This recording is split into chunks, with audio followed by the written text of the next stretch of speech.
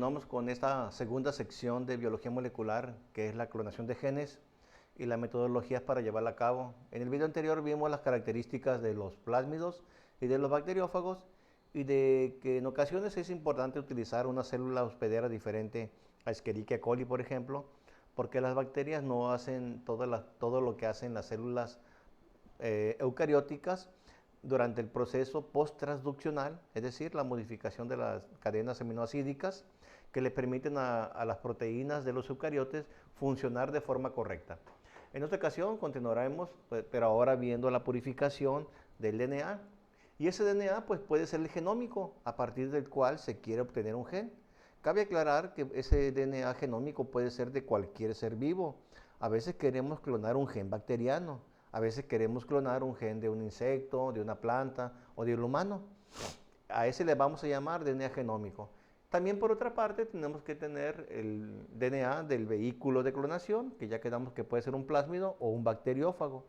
Y por supuesto que existen equipos automatizados para sacar DNA con buena calidad y en tiempo rápido, pero no siempre es el caso en todos los laboratorios.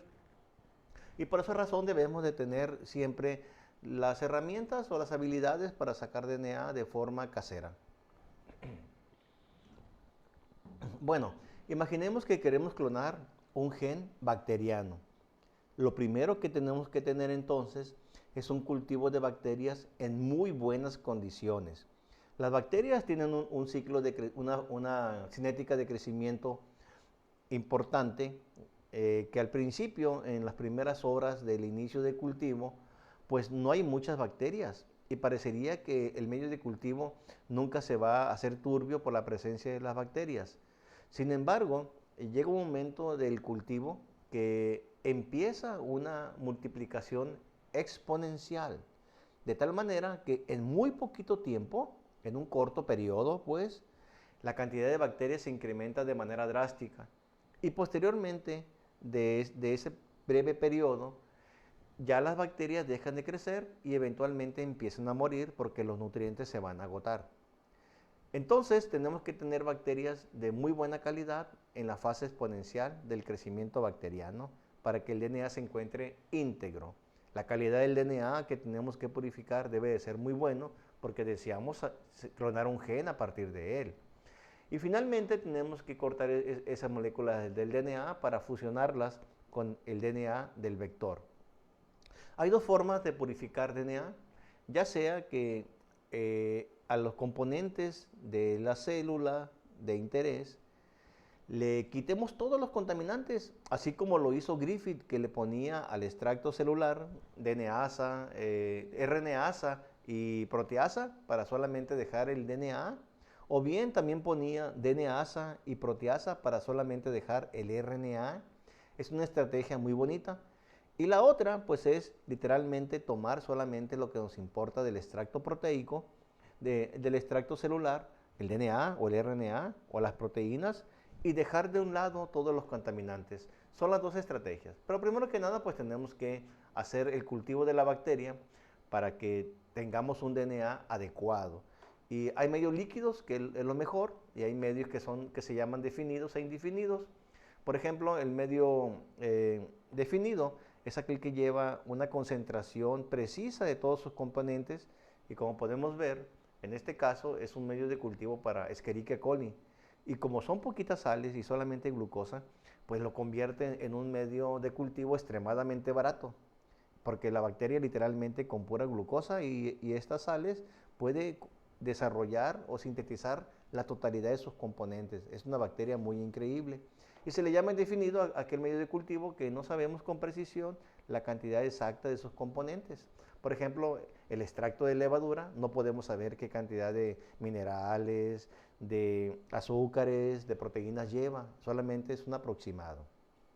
Bueno, entonces ya tenemos el cultivo bacteriano en caldo, se incuba a 37 grados con aerobiosis, agitación y eso, en estas condiciones óptimas, la bacteria se va a duplicar cada 20 minutos aproximadamente, pero como es muy difícil saber cuándo la bacteria alcanzó la fase exponencial, que ya mencionamos que es un pequeño periodo de tiempo, Entonces lo que hacemos es tomar muestras de ese cultivo a diferentes tiempos para medirlas por espectrofotometría. La espectrofotometría es una herramienta que nos permite medir la concentración de solutos o de bacterias en una solución, poniendo la muestra en una celda de vidrio o de cuarzo, dependiendo de la longitud de onda que se mida. En este caso, las bacterias se miden a 600 nanómetros de longitud de onda, luz visible pues, y se hace incidir un rayo de luz a través de esta celda de cristal que contiene la bacteria, y las bacterias van a absorber o van a desviar muchos de estos rayos de luz dependiendo de la cantidad de bacterias presentes, y la cantidad de luz transmitida será inversamente proporcional a la cantidad de bacterias que se encuentren dentro de la celda, y eso se va a registrar como una densidad óptica. Por otra parte, ya alguien puso en tubitos, en celdas diferentes, diferente cantidad de bacterias y midió la densidad óptica, y con eso se hizo una curva de regresión lineal que nos permite a nosotros, a nuestra muestra, con base a la densidad óptica obtenida, interpolar esos valores en esta gráfica y tener la cantidad de bacterias en la muestra al tiempo que hemos tomado esa alícuota. Y por definición, una unidad de densidad óptica pues contiene 0.8 por 10 a la 9 bacterias por mililitro. Es esta cantidad de bacterias la que buscamos para detener el cultivo, y a partir de ahí centrifugarlo para que las bacterias se empastillen, y retiramos el sobrenadante y añadimos una solución de lisis para que se liberen todos los componentes como el DNA, el RNA y las proteínas, y a esto le vamos a llamar extracto celular, y a partir de aquí pues vamos a purificar el DNA como ya lo hemos mencionado. En realidad pues el proceso es un poquito más complejo porque la bacteria se centrifuga por 10 minutos, 8000 revoluciones para empastillarla, se lava muy bien para retirar todo el medio de cultivo, se revienta en una solución, y posteriormente, una vez que ya está reventada la bacteria, hicimos machaca en pocas palabras, se vuelve a centrifugar a alta velocidad para que todos los restos de la bacteria se vayan al fondo empastillados, y en el sobrenadante literalmente nos van a quedar las macromoléculas como el RNA, el DNA y las proteínas, y esta solución ya se mira completamente transparente. A eso le vamos a llamar extracto celular clarificado, libre de los restos de las bacterias que están muertas. Bueno, entonces a partir de este extracto celular podemos añadir una mezcla de fenolcloroformo, agitar y dejar reposar, y con esta simple metodología podemos separar las proteínas, y en la parte de arriba, en la parte acuosa, van a quedar el DNA y el RNA. Sin embargo, tanto el fenol como el cloroformo pues son compuestos que son tóxicos para nosotros. O como lo hizo Avery, poner proteasas acá y poner RNAsas para tener el DNA final. Pero, sin embargo, no siempre las proteasas son económicas y se requiere de metodologías que sean más pues, baratas para poder estudiar una mayor cantidad de muestras en los proyectos de investigación. Así que, por ejemplo, podemos usar la cromatografía de intercambio iónico. El intercambio iónico significa de que si algo negativo se pega a algo positivo, entonces podemos retirar eso negativo que se le pegó a lo positivo con una fuerza positiva mayor. Eso es el intercambio iónico. Aquí sabemos que las moléculas de los ácidos nucleicos, el DNA y el RNA, tienen una carga negativa, así que vamos a poner en una jeringa, literalmente, abajo, en la parte de acá de abajito, vamos a poner un papel filtro, y ahí vamos a poner pequeñas esferas, como si fuera un talco, pero esas esferas tienen carga positiva, y vamos a añadirle aquí el extracto celular, y como los ácidos nucleicos tienen cargas negativas, pues entonces se van a quedar adheridas a las partículas, por ejemplo, pueden ser de sílica, cargadas positivamente.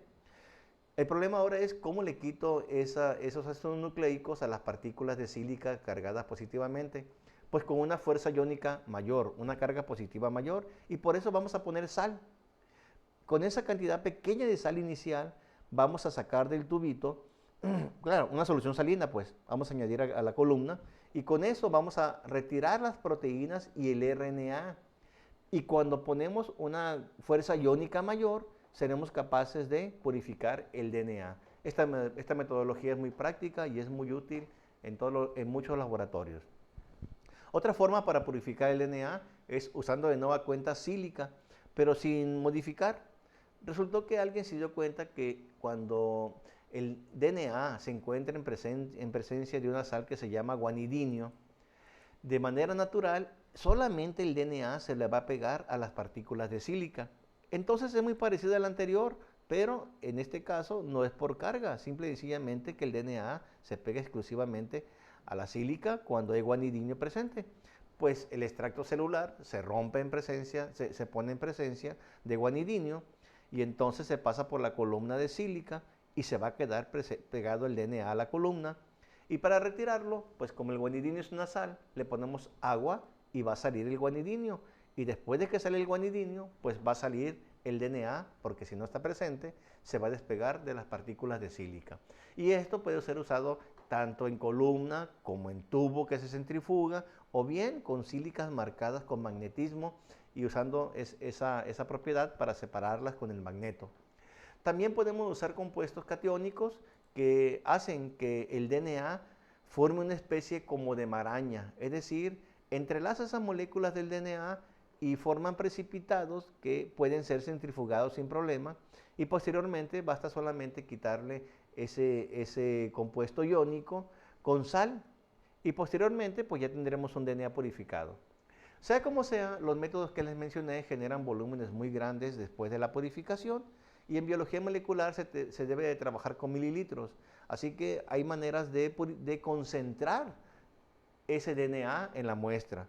Hay dos formas. Por ejemplo, aquí tenemos la solución del DNA purificado y agregamos lentamente por las paredes y muy suavemente, con mucho cuidado, etanol absoluto. Y se va a formar una interfase entre el etanol y la solución con el DNA. Introducimos una varilla de vidrio y muy lentamente y la empezamos a girar y en la interfase se va a empezar a formar la hebra del DNA que posteriormente podemos retirar y resuspenderla, por ejemplo, en 50 microlitros de agua. Esto es un poquito visual y es muy llamativo, sin embargo, no es práctico.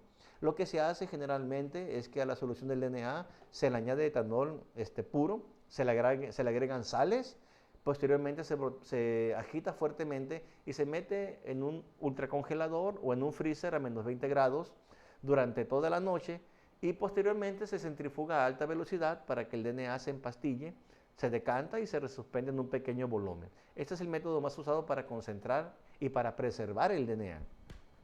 Ya que tenemos el DNA, pues tenemos que saber qué cantidad de DNA se recuperó de la muestra. Y así como lo hicimos para las bacterias, alguien puso diferentes cantidades de DNA y midió las absorbancias de esas muestras y con ello hizo una curva de regresión lineal para interpolar valores desconocidos de densidad de concentración con el dato de la densidad óptica. Aquí en este caso sabemos que a 260 nanómetros, que es ultravioleta, una densidad óptica equivale a 50 microgramos por mililitro de una solución de DNA. Ojo, aquí es importante la relación 260-280, que debe de ser mayor a 1.8 para indicar que no hay contaminación de otros componentes, como por ejemplo proteínas. ¿Y cómo se debe de ver un DNA genómico en un gel de electroforesis, de agarosa por ejemplo? Pues se debe de ver de una sola banda. Si se mira un barrido o muchas bandas, significa que ese DNA genómico se degradó. Bueno, entonces ya tenemos el DNA del genoma que deseamos usar para cortarlo y a partir de ahí clonar un gen. Y sigue el DNA plasmídico. En este caso, pues es igual, tenemos que cultivar bacterias, lisarlas, quitarles las proteínas, pero tenemos una dificultad. El DNA cromosómico y el DNA plasmídico, ¿cómo podrían ser separados si ambos son DNA? Bueno, afortunadamente hay diferencias entre ellos. Primero, la más lógica. El DNA plasmídico es mucho menor que el DNA cromosómico, pero además, en alguna de las diapositivas de la primera sección del módulo 1, vimos que los cromosomas de la bacteria literalmente no andan volando por ahí, sino que se encuentran adheridos en cierta manera en el interior de la membrana plasmática de la bacteria.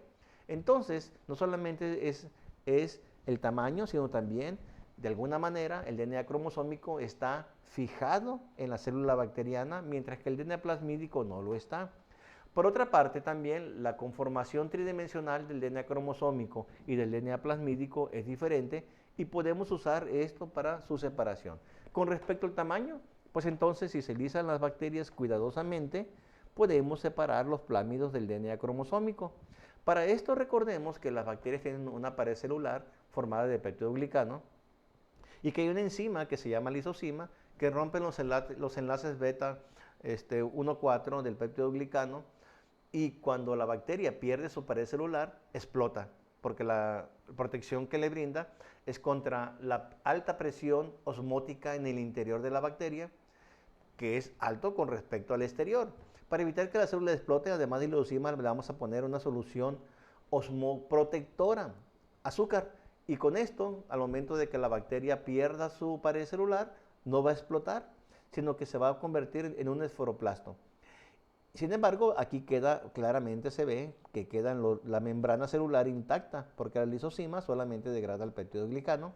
Entonces vamos a usar un detergente muy suave, el Tritón X100, para lisar suavemente o disolver suavemente esa membrana y que el cromosoma quede adherido a los restos de la bacteria, de tal manera que cuando centrifuguemos, los plásmidos queden en el sobrenadante y los cromosomas o las moléculas muy grandotas se vayan al fondo del tubo. A este método se le llama método de lisis controlada, formando esferoplastos. La otra que comentábamos pues era la conformación del DNA. El DNA circular del cromosoma se encuentra literalmente formando un círculo, mientras que los plásmidos son pequeñitos y están súper enrollados. Esta característica de estar súper enrollados pues le confiere diferentes propiedades de flotación. Y además, pues se nota que aquí es más fácil que una molécula se intercale en la doble cadena a que una molécula pueda intercalarse en la doble hélice de esta molécula. Es más difícil. Vamos a ver el método de lisis alcalina. Y en las primeras clases recordamos que cuando el DNA se pone en una solución y se aumenta el pH hasta 12, el DNA se desnaturaliza. Y eso aplica para el DNA que se encuentra lineal o en esta conformación de circular abierto, como es el cromosoma bacteriano, por supuesto. Pero a ese pH, el DNA superenrollado no se va a desnaturalizar, de tal manera que si después de que el pH se hizo alcalino, se neutraliza de forma abrupta, no le va a dar tiempo a estas cadenas complementarias a volverse a unir y van a formar una especie como de maraña en la solución, y esa maraña al momento de ser centrifugada, pues va a llevarse al resto de los detritos celulares al fondo del tubo y en la superficie van a quedar los plásmidos súper enrollados. Así que este método es muy común para purificar DNA plasmídico y es el que se utiliza en los kits o en los estuches comerciales para las mini prep, midi prep o maxi prep. Por otra parte, podemos aprovechar la conformación de estos plásmidos para separarlos por gradiente de densidad. Pues imagínate que tenemos un pedazo de algodón y tenemos una canica, y esa canica, pues si la sueltas desde cierta altura, va a caer más rápido de la canica que el pedazo de algodón, porque lo que hace que caiga más rápido un objeto que el otro es el medio en el que ocurre esa caída. En esta ocasión vamos a formar un gradiente de densidad para colocar esos dos objetos y que vayan atravesando el gradiente, y cada uno se va a detener o se va a parar en su caída cuando encuentre una concentración iónica o una concentración del compuesto en el cual ellas de manera natural flotan. Me explico. Por ejemplo, en tu casa puedes poner un vaso con agua y ahí vas a agregar una uva y vas a agregar un limón, y podrás ver que ambos van a irse al fondo. Pero si empiezas a agregar poco a poco sal, eventualmente la uva va a despegarse del fondo. Esa concentración de sal es la densidad de flotación de la uva. Y si sigues agregando más, entonces llegará un momento en que el limón también va a flotar. Y entonces esa es la densidad del componente a la cual el limón flota.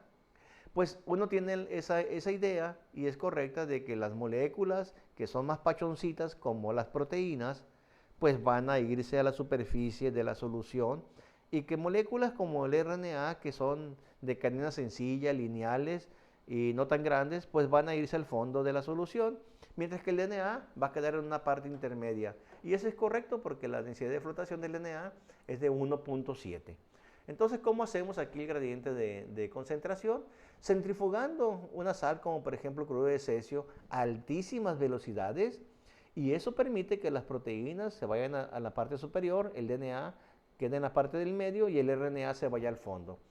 Con gradiente de densidad podemos separar literalmente lo que queramos, moléculas, células, uvas de limones, lo que tú quieras, bacteriófagos, etc.